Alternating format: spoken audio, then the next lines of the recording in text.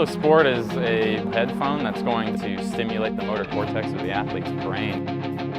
Being able to stimulate the motor cortex is key because anytime the brain has a higher level of plasticity, not only will we retain the information quicker, but we're also going to engage more fibers, which results in greater force production and results in greater power output.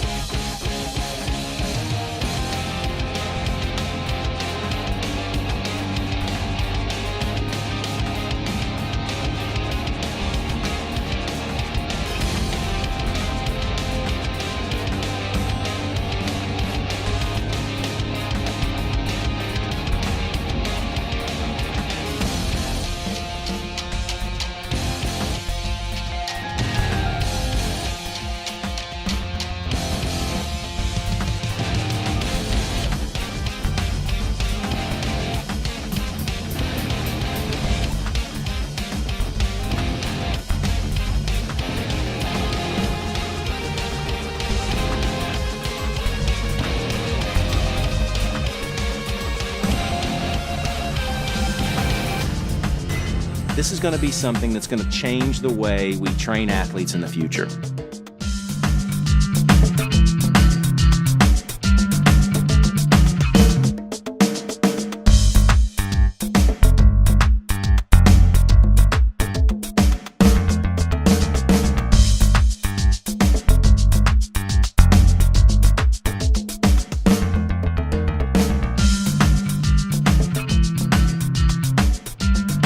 I'd like to welcome our next panelists, Daniel, Avi, and TJ.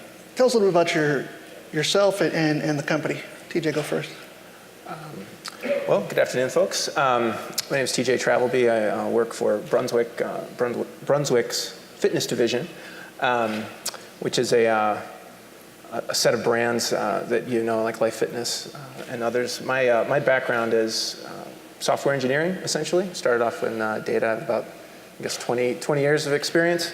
And the first half of that was, sort of back-end, like coding in the closet types. And then in '07 with iOS coming out, I kind of transitioned into, mobile experience design and sort of followed a career arc that I think goes into experience design, which lands me here working with fitness.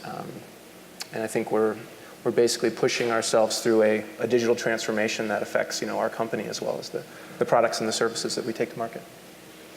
Daniel, I see you have a little product there with you. Why don't you tell us about it? Yeah, so I'm Daniel CHAO. I'm the CEO of Halo NEUROSCIENCE. This is our first product. It's called Halo Sport. Halo Sport is effectively a motor cortex neurostimulator.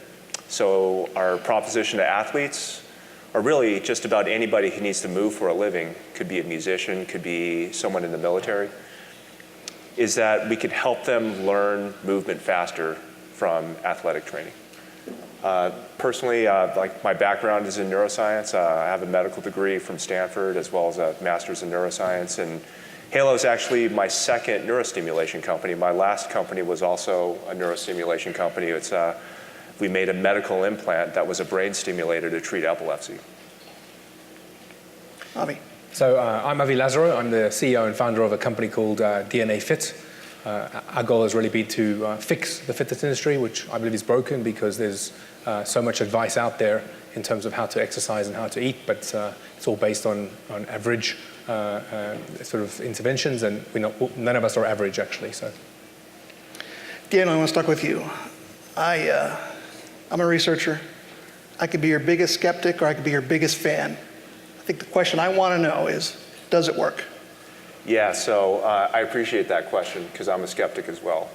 And I was telling Avi backstage that the way we got started with the company is we raised $2 million seed round back in 2013, and one requirement of our investors is that they're not allowed to ask us for a business plan for a year, that they have to let us figure out the science.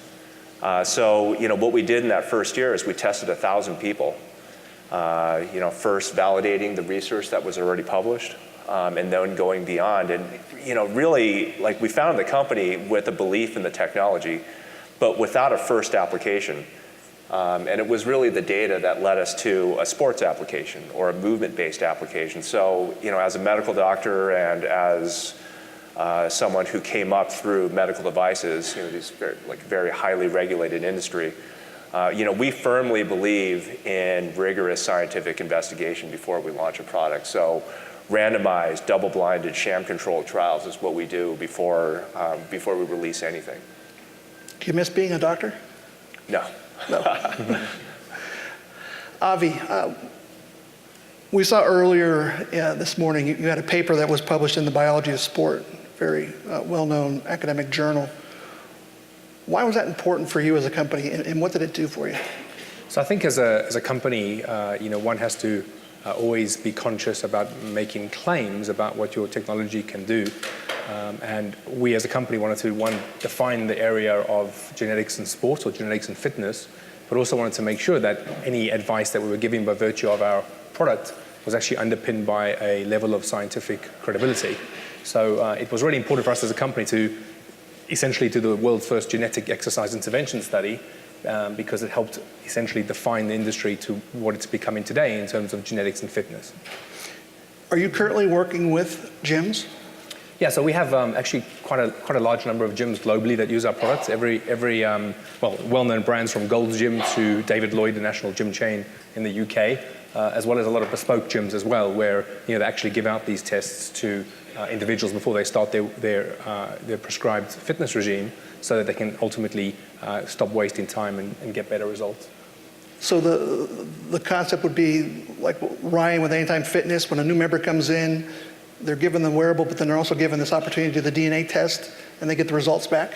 Yeah, so just one of the panels we look at is essentially body's response to exercise. So we look at power endurance.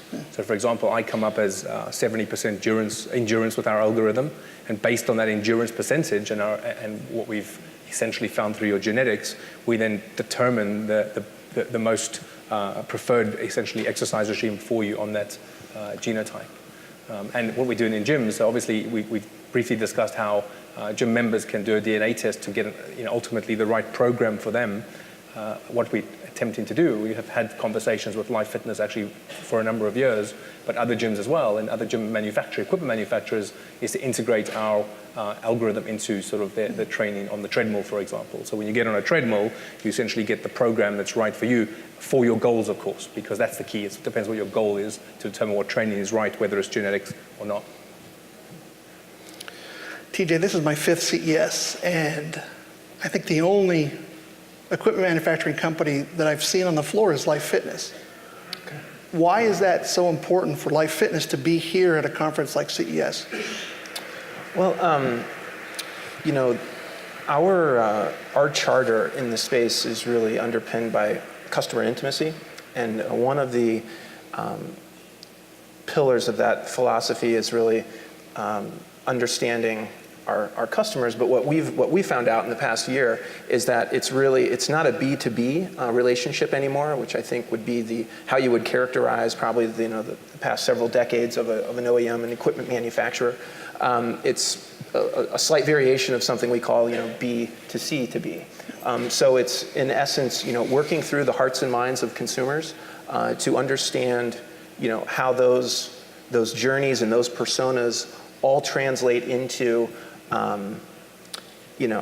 a collection of experiences. And I think we're in our position is a little bit unique because we don't just operate at the pinnacle of like athletes, right? With Michael Phelps. I mean, we have to be cognizant of those innovations and understand the market dynamics, but we have to sort of figure out how we identify and bring the value of those capabilities to the masses, if you will. And so, as the player in the space and being as big as we are, fundamentally, that's why we are at CES to really get close to. I wouldn't say the consumers here, but this is certainly hands-on with the emerging technologies. And we've got a very exciting strategy to bring a lot of the things that you're seeing at the show into our ecosystem. I asked Ryan the same question. At any time, they said they both are bringing people in, they're acquiring. How does Life Fitness and Brunswick deal with technology? Are you building it in-house? Are you partnering? How are you doing it? Yeah, that's a great question. So, for example, from an in-house capability, we've had, cardio machines running on the internet since 2012. We have, in our cardio collection, we support ANT Plus and Bluetooth and NFC. I mean, a lot of the building blocks are there for the equipment experience. When you look at, the world of M&A, we are definitely active in that space right now as we look to the fitness industry and we see, the disruptive and the interruptive forces that are happening there. We've identified opportunities in, the coaching experience, sensor technology. Again, a lot of the hot topics that you'll see in these breakouts. And so we have, Brunswick allows Life Fitness to punch above our weight, if you will. And our strategy is to leverage those capabilities, in-house and M&A and all flavors of investment. Dan, I want you to tell us a little bit more about your product and how it works and how do you see this as a potential synergy with the gym market? Yeah, so the technology, again, is around neurostimulation. So we call our technology neuropriming. So we call these pieces primers. But between me and this room, that's just a fancy marketing term for an electrode.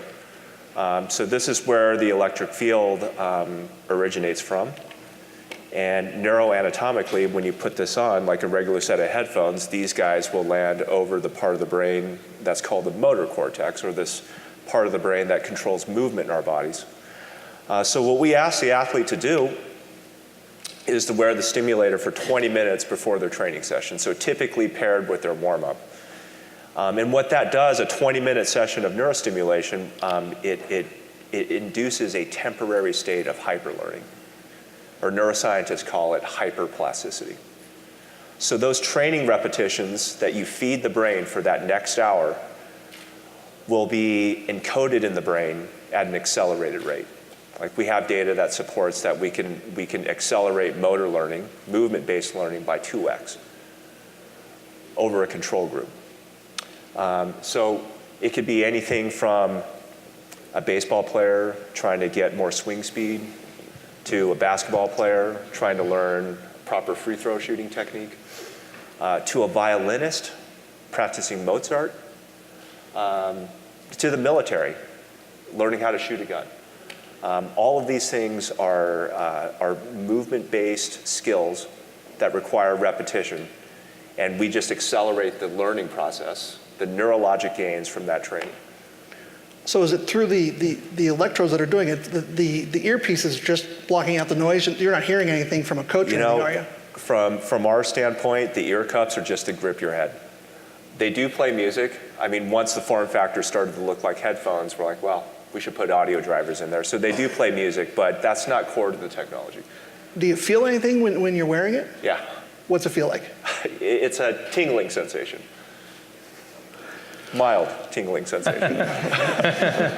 I'll try it later. If you find me on the floor, you know what happened. Avi, you made a very bold statement. You've said it, I think, 3 times today, that the fitness industry is broken. Tell me more. Yeah, so just emphasizing really on the points that I've made, whether you go into a fitness trainer or a nutritionist, let's use the fitness trainer as an example, they typically give you advice of what's worked for 7 out of their 10 clients, because it's worked for 7 out of the 10 clients, but I could have been number 1, 2, or 3, and therefore that advice might not have worked. So because of that, I would be likely to fall off the wagon, if I can use that term, in terms of my fitness regime, because I've become demotivated, and decreased motivation means that I'm going to, keep on eating loads and not exercising and being lethargic and all those other things that come with not exercising, right? So I firmly believe that in order to fix the fitness industry, people should understand more about their bodies and how their bodies respond to both exercise and nutrition. And the way to do that is a simple genetic test. And just to say, we were speaking backstage, and I think research is everything. So, amazing that you didn't develop a business plan until you conducted your research. And we as a company are looking always for research opportunities, because genetics is a fast-growing space. More and more information is becoming available as the cost for sequencing goes down. So any sort of project to collaborate on new exciting technologies is always welcome. Daniel, could Halo be the the solution to Avi's thought of the fitness industry being broken? Could this, you mentioned athletes earlier. Is it just for athletes or is it for the general public as well? Well, the general public, they do have, so maybe your question is it for elite athletes only? Elite athletes. Yeah, and so, no, it's not. So I would say the majority, about 2/3 of our customers are just amateur athletes. So, I think, fixing the broken fitness system that we have, like Avi and his company is coming around it as a way to tailor a training program to someone's genetics. We would have nothing to do with that. We would, perhaps partner with Avi's company to see if we could accelerate those individualized training programs. So once the person's been sequenced and we know what kind of training this person could respond to, like what can we do to accelerate the gains from that training program? That's where we would come in. And you would do it on a Life Fitness treadmill. Absolutely, yeah, there you go. In Anytime Fitness. In Anytime Fitness, there we go. I think just to sort of build on that. I mean, I think from our point of view, our mission is to bring the value and the quality of life, to the exercisers, and if that's occurring through the insights or the analytics that happens between you individually, your technologies, your solutions individually, or if it's a collaboration, that really is our model, and we see Life Fitness as a vessel. The architecture that we are building essentially accommodates an open ecosystem of partners, whereby the complexity of managing the relationships with you and brokering all of the I's and the T's that allow a gym, for an example, or a brand to bring this in. We want to simplify that for them, and I think that's where it could really make sense. So it's not as simple as saying you here on a treadmill. Although that would be a perfect situation at any time, or one of our other wonderful customers. But that's these types of amalgamations of data coming together to generate insights for the broken fitness industry, throughout the value curve, from the premium luxury experiences on down the chain. That's sort of our big goal. So just want to plug that. Now, be happy TJ, to work with you guys. TJ, you talked about data. So what does Lifetime do with all that data you've collected? From an individual perspective.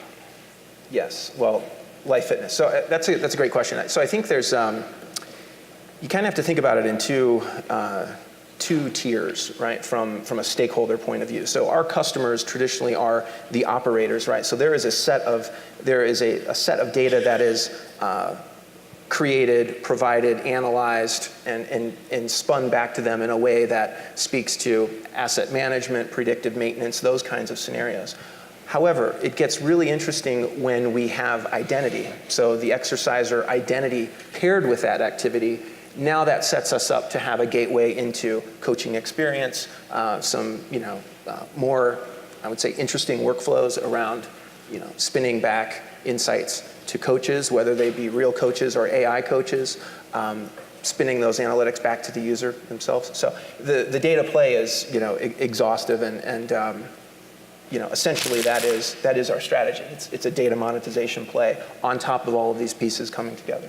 Is it only data collected from the gym, or are you pulling in data from other wearables and apps and that sort of thing? So that's a great question. So a part of our stack is an aggregation tool. It's a company that we acquired earlier last year, and as an example of that model, what these guys do is they allow us to take all of the data from a consumer's mobile device. One of the insights we know is that people for the different kinds of exercises they do, they will use different apps, right? Nobody is committed to one particular app. And then when you look at that phenomenon over time, you'll see that it is very fad and trend driven.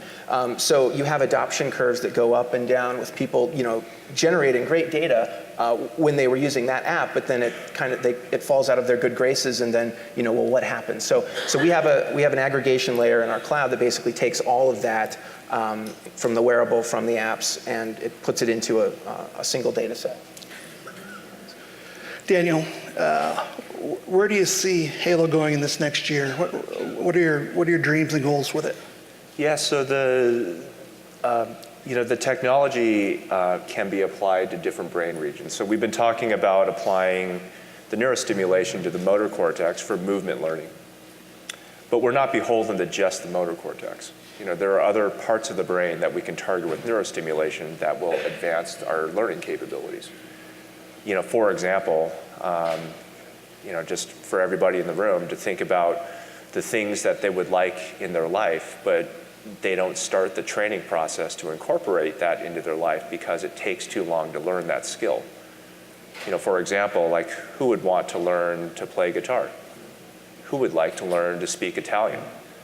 Like many of us would be raising our hand, but we don't even start that because it takes too long to learn. Like, what if we could accelerate the rate at which you learn Italian or guitar with neurostimulation so that you get this virtuous cycle of success, positive reinforcement, motivation, more practice?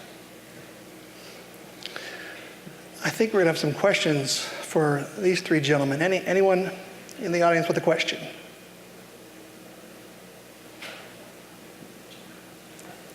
Right here in the front. Yes, I've been struck throughout the day by a lot of your presenters are talking about elite athletes. Others are talking.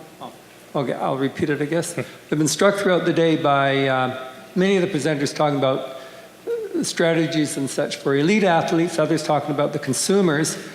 And in my mind, I'm sitting back thinking these are all human beings, and if an elite athlete can shave a thousandth of a second off his performance with something, why can't you give that to me so I can walk a little faster, a little longer, hike a little further?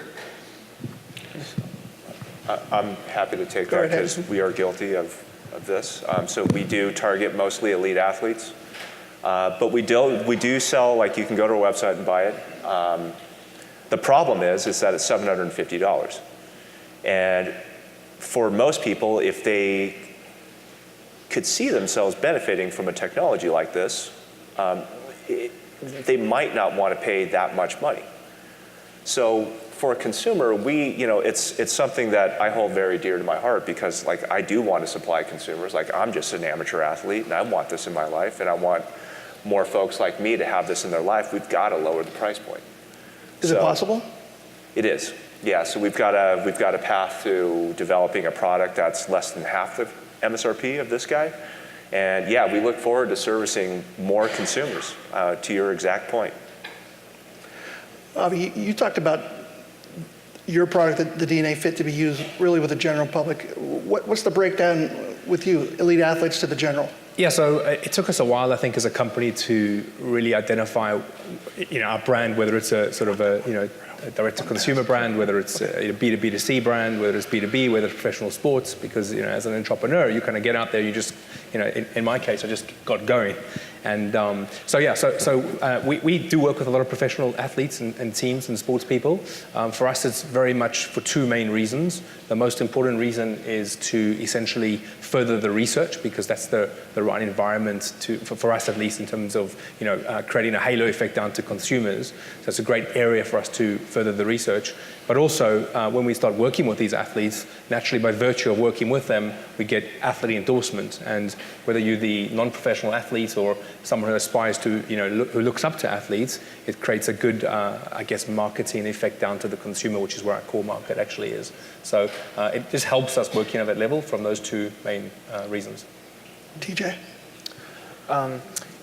So I mentioned the, our Life Fitness's digital transformation in the intro section, and a part of that process was an examination, like a revitalization of our what is our brand promise, and and where we stand now, it's bringing fitness to the world, and whether or not that's the greatest tagline in the history of fitness, I don't know, but what we really like about it is that it sets us up to do great things for the masses. Again, traditionally, our company over 4 decades of primarily doing business with the big box gym operators that everybody is familiar with. About 10% of our business is, just less than 10% is consumer. So, we're poised to do, great things for everybody, and that's really what we're all about. And as we also mentioned, the data is so important, and when we take the data into the experience design, and we exercise like our design thinking, and we create empathy for users who are all along the journey. I mean, elite athletes all the way down to people who are just getting off of the couch. Like we are speaking to that population. And so it's a big expansion for us, and it's very exciting. But I would certainly agree with the gentleman's comment that the elite athleticism. There's a lot of innovation. There's a lot of really interesting things that happen there, and how do we extract what is meaningful for the masses and bring it down to where they can be a part of it. I think the gym, in essence, serves that function because we can't all go get a pair of these ourselves, but if we could figure out how to scale and get a set of these into a facility where people are paying a membership and finding value and making positive changes in their life, that's great. We have time for one more. Another question. I think that's a hand right there. Yes, sir. Microphone's coming. Hi, Avi. I'm curious how your test is administered. Sorry, I'm not sure I asked the question. Back row, right. Yeah, let me say that again. I was curious how your test is administered. Yeah, so it's a simple mouth swab that you take from the inside of your mouth, and within a couple minutes, you essentially put it back in the return pack. You send that back to the lab, and we have a result quite quickly after. So, and the results are online as well as sort of a PDF too. Take us one more, fourth row. Yes, sir. Questions for TJ. TJ, with your exercise equipment, let's say a treadmill or something, you can only glean so much data, say speed, time, distance, calories, something like that. Yeah. If we're going to coach individuals through their fitness experience, how do you get more data? In other words, do you see integrating wearables with your equipment to get more data and to be able to coach people even further down their path? Yeah, so great question. So just from, how does the data come together? So right now, in market, we have a two-way real-time data comms between a wearable or a mobile device and those applications and the data stream coming out of our gear. That can be either real-time or it can be at the conclusion of a workout. How far did you go? How quickly did you go? That by itself, I think to your point, isn't the most compelling data set, right? It is only when you take that in combination with the rest of the base table, which if we are to execute, through the next year, what we'll be working with will be, that data going into an analytical environment where we have a genetic footprint, where we have a neuro baseline, where we understand, what kind of a person you are, what kind of those goals. And so I think it's certainly, it's one piece of it. And then actually to your question, it's not just a fitness equipment manufacturer play for us. It is it's an investment portfolio as well as a partner ecosystem to create, meaningful experiences for people. Gentlemen, thanks for being here. Avi, Daniel, TJ. Thanks. Thank you very much. Yeah.